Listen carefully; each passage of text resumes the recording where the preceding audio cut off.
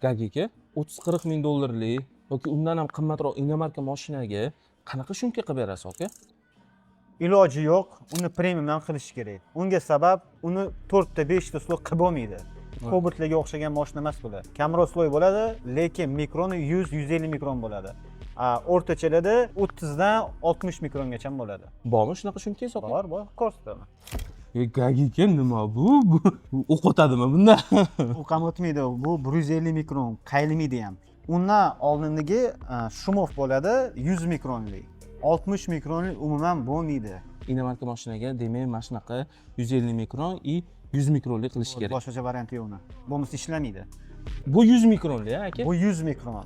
Bitta narsani bilinglar, 100 mikron, 150 mikron kleyi bor-ku, kleyi. Yopishtirganingizdan keyin sirroz yopishib ketmaydi.